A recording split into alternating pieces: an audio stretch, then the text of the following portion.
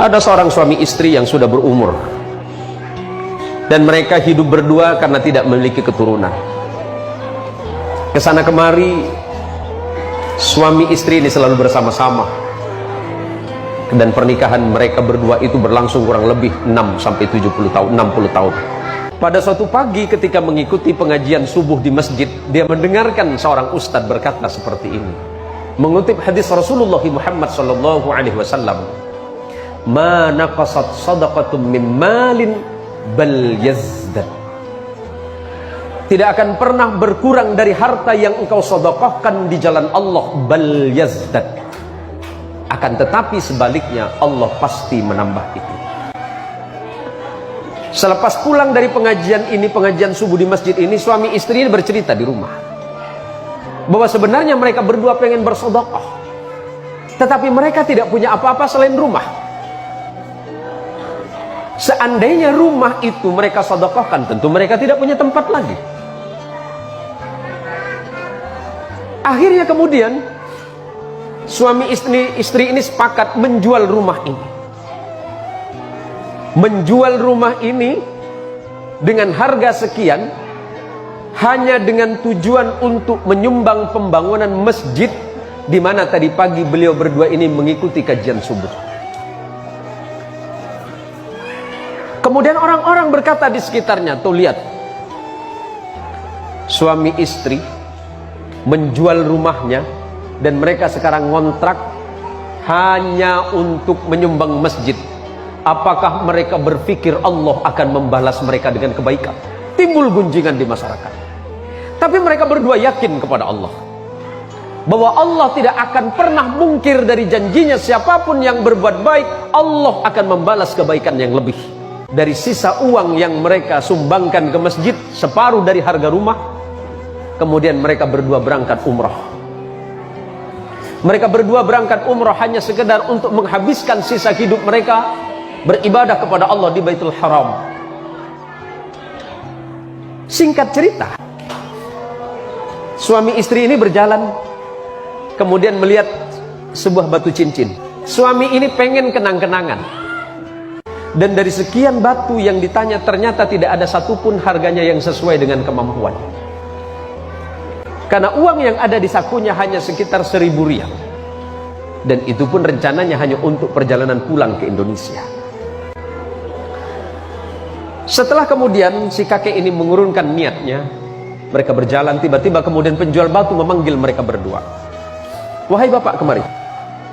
Apakah bapak memang betul-betul serius pengen memiliki batu cincin ini?" Si kakek ini kemudian menjawab, "Iya." Akhirnya atas izin Allah kemudian si penjual batu ini kemudian mengambil tangan si bapak dan berkata, "Bapak, ini ada batu cincin, siapa tahu cocok untuk bapak, dan sebagai kenang-kenangan bapak tidak usah bayar dengan saya." Akhirnya si bapak ini kemudian mengambil cincin ini dan kemudian memasukkan ke dalam sakunya dan tidak memakainya. Singkat cerita, setelah sampai di Indonesia, setelah mereka berada di Indonesia kembali ke rumah kontrakan, akhirnya dia bercerita sama istrinya bahwa hari itu dia tidak punya uang. Habis sudah uangnya. Habis seluruh uangnya, dia dermakan di jalan Allah. Separuhnya sebelum berangkat umrah dia sumbangkan ke masjid. Kemudian setelah itu berangkat umrah dan sisanya sudah tidak ada. Tentu sebagai seorang perempuan di mana-mana pasti selalu merasa cemas, khawatir, bahkan takut tentang rezeki. Selalu cemas, khawatir, was-was, bahkan takut akan kekurangan.